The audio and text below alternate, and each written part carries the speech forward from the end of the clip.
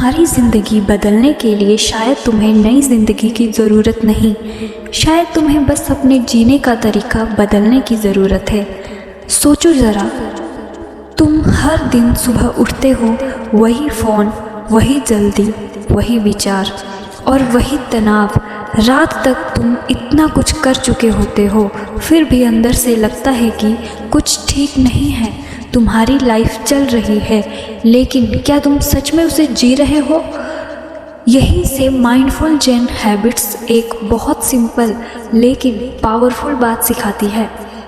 जैसे सफरिंग हमेशा बाहर की सिचुएशन से नहीं आती, कई बार दुख तकलीफ पैदा होती है तुम्हारे अपने रेस्टलेस दिमाग से।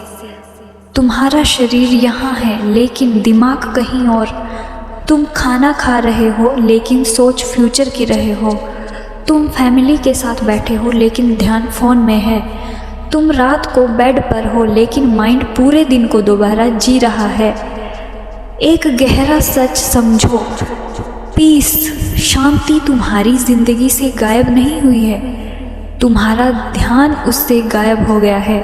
माइंडफुल जेन हैबिट्स यही अटेंशन वापस अपने अंदर लाने की बात करती है।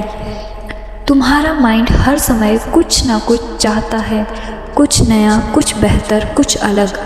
तुम सोचते हो कि जब यह मिल जाएगा तब मैं खुश हो जाऊंगा, जब यह प्रॉब्लम ख़त्म होगी तब मैं रिलैक्स करूंगा, लेकिन वो दिन आता ही नहीं, क्योंकि एक समस्या ख़त्म होती है तो दूसरी शुरू हो जाती है। जेन थिंकिंग सवाल पूछती है कि अगर पीस फ्यूचर में नहीं हो, इसी मोमेंट के पॉसिबल हो तो क्या होगा? इमेजिन करो, तुम सुबह उठते हो और फ़ोन उठाने से पहले सिर्फ कुछ सेकंड अपनी सांसों को नोटिस करते हो। कोई नोटिफिकेशन नहीं, कोई रश नहीं, बस तुम और वो मोमेंट। माइंडफुलनेस का मतलब थॉट्स को ज़बरदस्ती रोकना या माइंड को पूरी तरह ब्लैंक करना नहीं है। इसका मतलब है कि जो हो रहा है उसे बिना तुरंत रिएक्ट किए नोटिस करना। जैसे अगर गुस्सा आया तो पहले उसे देखो, अगर एंजाइटी आई तो उसे महसूस करो, और अगर माइंड भटका तो खुद को जज मत करो, बस अपना प्रेजेंट में आ जाओ। अगर आप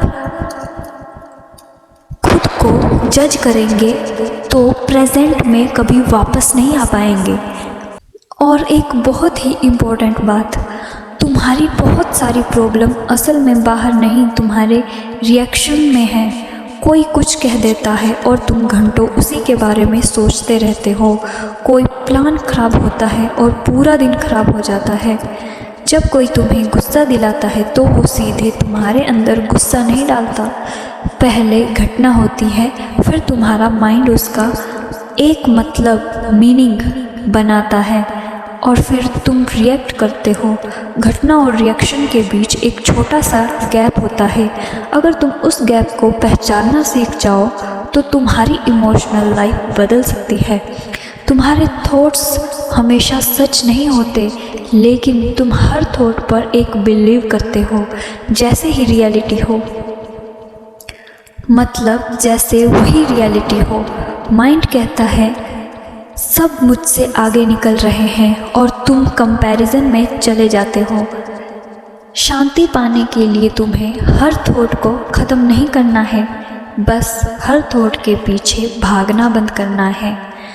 जैसे आसमान में बादल आते हैं और चले जाते हैं। जब भी लगे कि माइंड बहुत फास्ट चल रहा है, जो कर रहे हो उसे स्लो कर दो।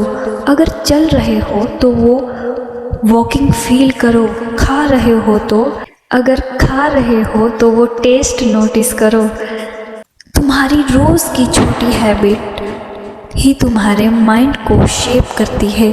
सुबह उठते ही फ़ोन उठाने से तुम्हारा दिन ऑटोमेटिक और अनकॉन्शियस मोड में चला जाता है। जैसे अपनी पूरी रूटीन को एक ही दिन में बदलने की कोशिश मत करो। बड़ी तब्दीली करने पर माइंड उसे बर्डन समझ लेता है। छोटे बदलाव चुनिए। 20 मिनट मेडिटेशन मुश्किल है तो 2 मिनट से शुरू करो। हम हर काम जल्दी में ख़त्म करना चाहते हैं। जब ज़िंदगी हर समय स्टिमुलेशन से भरी होती है तो साइलेंस अनकंफर्टेबल लगने लगता है। अगले 30 दिन में कुछ पल बिना किसी स्क्रीन या म्यूज़िक के सिर्फ साइलेंस में बैठना सीखो।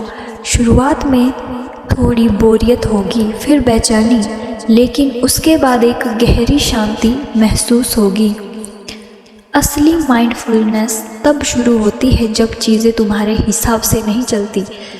जब कोई प्लान फेल होता है तो माइंड तुरंत रेजिस्टेंस में चला जाता है कि ऐसा मेरे साथ ही क्यों हुआ। एक्सेप्टेंस का मतलब हार मान लेना नहीं होता, बल्कि इसका मतलब है कि जो इस मोमेंट में सच है पहले उसे स्वीकार करो। रियलिटी से लड़कर तुम उसे नहीं बदल सकते, सिर्फ अपने माइंड को थकाते हो। पास्ट रिग्रेट से नहीं बदलता और फ्यूचर चिंता से कंट्रोल नहीं होता। तुम्हारे पास सच में सिर्फ यही पल है।